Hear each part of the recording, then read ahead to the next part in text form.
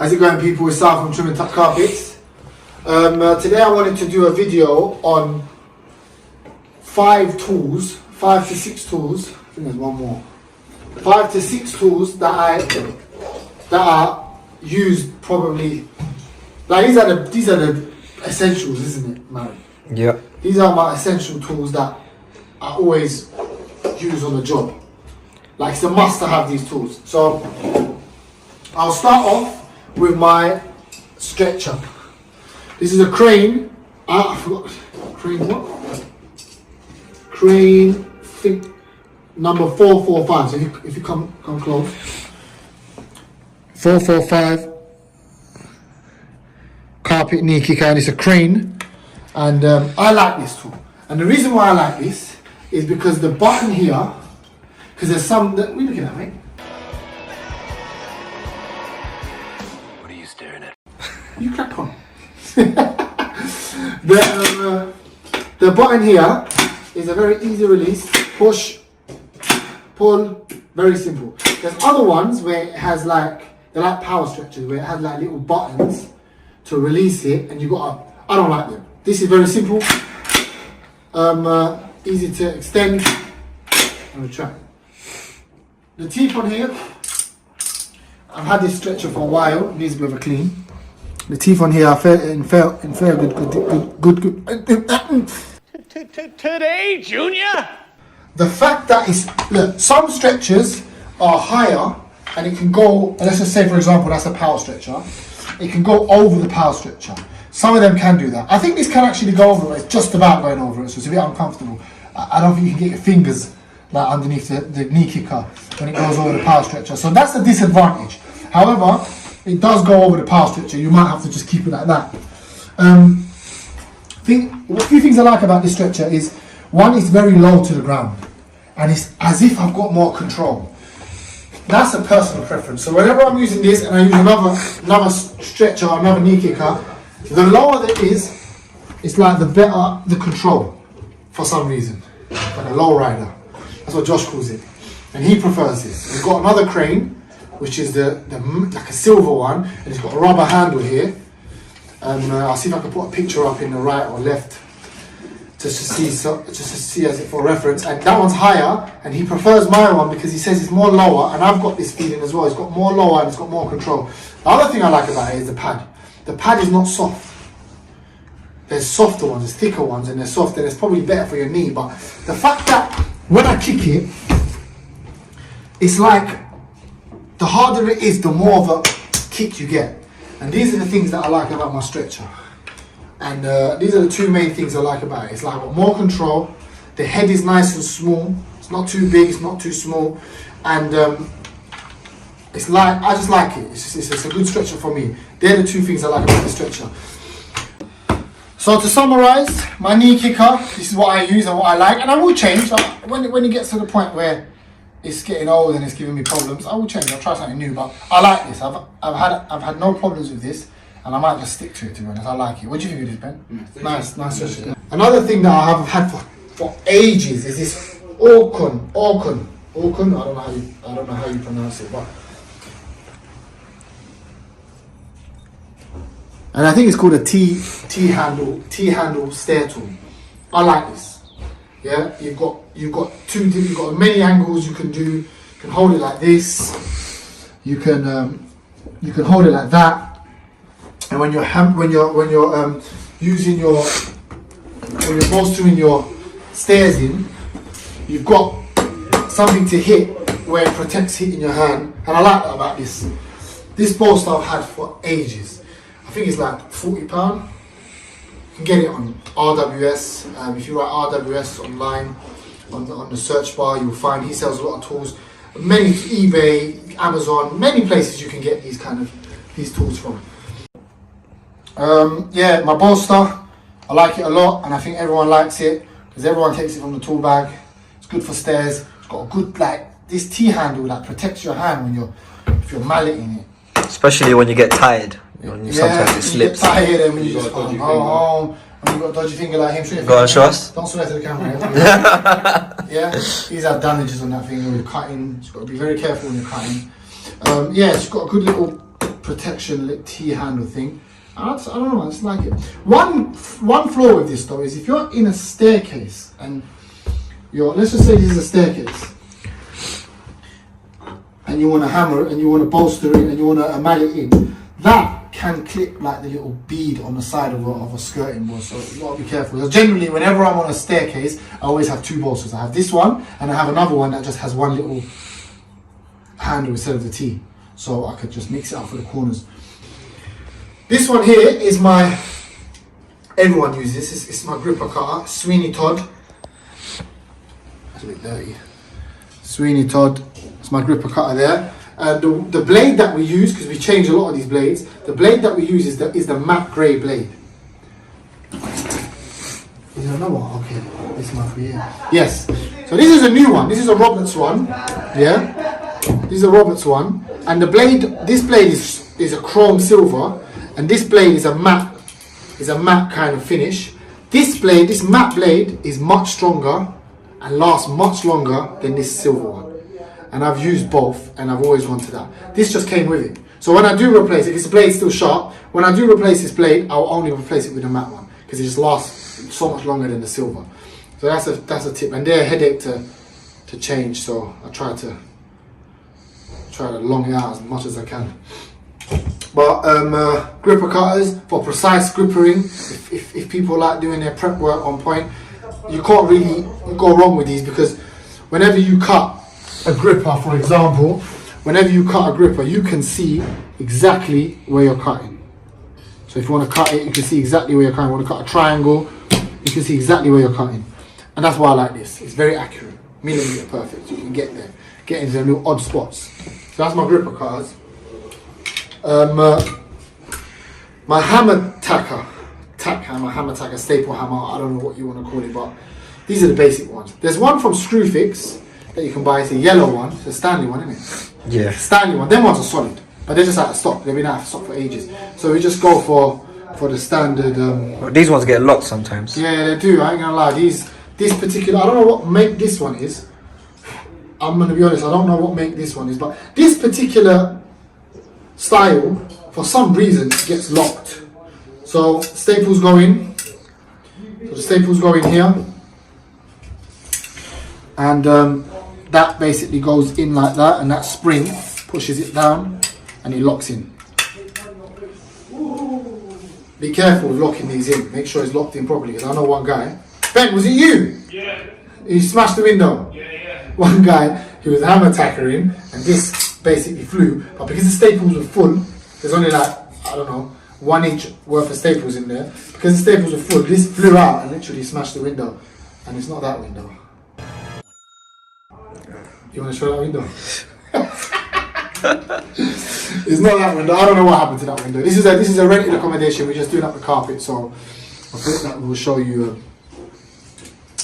some tool reviews. Now this is a tool that has to be with me when I'm fitting carpets, and I'll show you a demonstration. But before we get to this is a Sweeney Todd carpet tucker, vinyl knife, eyewitness, so many words and names for it. This is basically just for getting into them little odd places, getting a bit of tension on in little odd places, tucking it in, sides of the stairs, and it's just a good tool to have, very good tool to have. They do come sharp, so before you start using this for carpet, make sure you blunt that, because if you do slip, you can really cut yourself bad. They do come very sharp. So that's an eyewitness, vinyl knife, carpet tucker, many words for it, and I believe this one's from Sweeney Todd. Now, this is my speed cat, and I can't really fit a room without this. Marek's been doing it for 4 or 5 months now. He can't fit a room without this either. So I'll show you what I mean about this. Now, generally, whenever you're fitting carpet, you should stretch it on. So this is used as a creaser, a tucker. You can crease carpet in, you can tuck carpet in. I think the speed cat, I think the cat is carpet. Cat, what does a cat stand for? Huh? Crease and tuck, innit? Crease. Huh? Crease and tuck. No, the cat stands for something. Crease. And tuck. What's the other T go? It's 2 T's. cat is spelled with 2 T's. Okay. So crease and tuck, tuck, tuck. Maybe Tuck, that's what tuck. it is. Anyway, but basically the purpose of this is it creases, it tucks, and it's just a beneficial tool to have. So I don't use it for tucking. I'm going to be honest with you. I use it for creasing on. So, but I'll show you how it is used for tucking as well. So whenever you stretch, and you can bring this, stretch.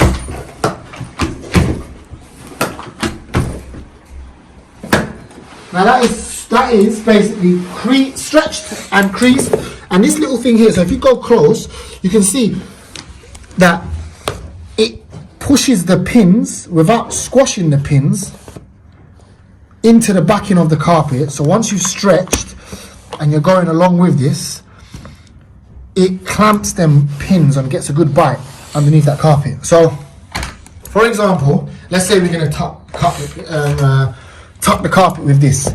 Now, if you can see here, yeah, I don't know if this is the case, but this is what I've realised. If you can see here, yeah, if you can see here, if I put that on top of there, yeah, like that, you can see that the middle one is kind of hovering. Can you see, bro? Yeah. Yeah, it's like it starts bigger, smaller, smaller. So if you turn it round, that little circle here is more lower than these. If you can see it in the camera, yeah? Yeah, that one's much lower. Yeah, so I think the purpose for that is when you're tucking, you got to tuck from the right. Anyway, that's how I think it is. So let me show you. So I'll just cut this. Oh. Yeah. So now, whenever I'm going to tuck, I tuck from the right. There you go. It can really tuck the carpet in as well. If you're looking from the back, it's from the right to left. So front, left, right. Hey!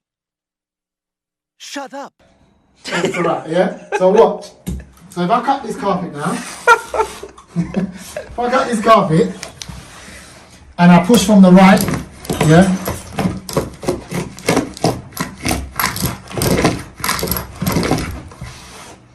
It tucks it in.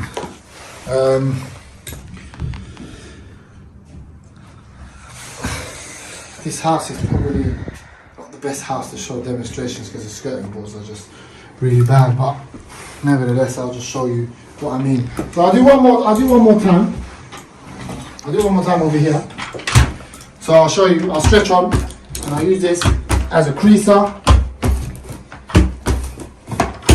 It's creased on. I'll get my knife. I'll do a different style of cutting. Side Get my cut. knife. Yeah? And I'll get this and I'll start from the right. And as you can see, it tucks in. So I think when you start from the left, I don't know why, but it works, but it's as if it works better from the right. So personally, from my experience, I might be wrong, I might be right. Tuck, push from the right when you're tucking in, and it has to finish. Hey! Very complex. I'm working. Can you shut up, mate? Has a better finish. Gripper cutters I've explained. These are my favourite go-to, and I think a lot of installers use these. They're very precise. If you're a bit with your, if you love you're doing your prep on point, like Ben does.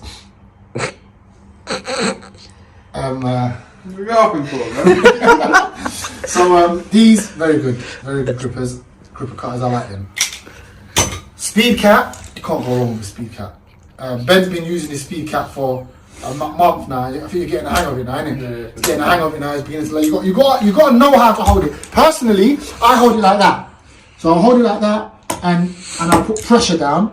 Or you can hold it like that, but you can't hold it like that and try. Yeah, you got to be a bit firm with it, and you got to really like push down, push your weight on it. A lot of pressure on it. A lot of pressure on it. And speed cat's my go-to tool, and obviously this is not my eyewitness or my tucking knife. I've got one that a friend of mine made. Dan Jones, he made me one, and it's more of a bespoke, and it's just got a bit more like value to it because obviously a friend's made it, so it's nice to have. I don't have that with me, so I think Josh has got that on the other job. But these are generally go-to tools when it comes to fitting and something that has to be in a tool bag.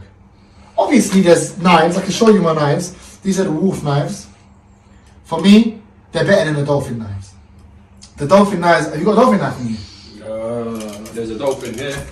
The dolphin knives are very, I don't know man, they just seem flimsy now. They're not like the way they used to make them. The wolf knives, what I like about them is, yeah, let me see the dolphin knife. So what I like about the wolf knife is, number one, I don't know, the sound is just too much rattling.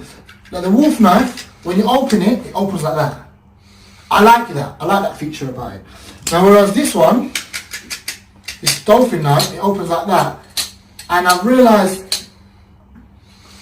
there's not really a problem with it opening like that. I just don't like it. It just sounds very, do you know what I mean? Whereas, you get it, like, It's a bit more solid. it's very, very, much more solid than this. I don't know if the material is the same.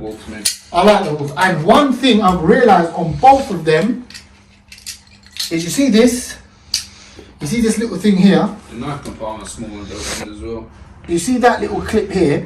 That clip, or that little groove there, the blade goes into that. Yeah? And this one's got the same. Yeah? For some reason, they're actually different. For some reason, I don't know if it's because of, this is the wolf, this is the dolphin. I don't know if because of this little mechanism here, this little thing here, this little groove here, that this lasts longer than that. I don't know why. Usually what happens is, this, throughout time, starts to dig in, and it literally makes a little channel. And then the blade just comes out. So it's dangerous. You can be cutting something and your blade will be stuck there, you won't know it's stuck there, and you can actually put your hand back and cut yourself. Whereas this one, it does start to wear and tear throughout time, but it lasts longer. This little groove here, this little notch, that where the blade clicks into. I don't know, I just find that it lasts longer than the dolphin. And overall, wolves with the screw as well, the wolf don't. Yeah, it's just like this. That one, sometimes That one is like it's DJing or something, bro. It's just going on for ages. Look at that. You know what I mean? So personally, I like the wolf. I don't like the dolphin. I don't buy the dolphin. And these are my go-to fitting tools. Obviously, you have the tack. Who the hell done that to my tack hammer? No sir, not me. It was you just trying to blame it on us. It's fine. This happens. It's not the best tack hammer, but Yeah, it they're works. rubbish. These are Show them the scissors. These are scissors. These are just like extras, but these are generally. Generally, these are the tools that I use when it comes to like prepping and fitting and yeah. Generally, these are the tools that I use.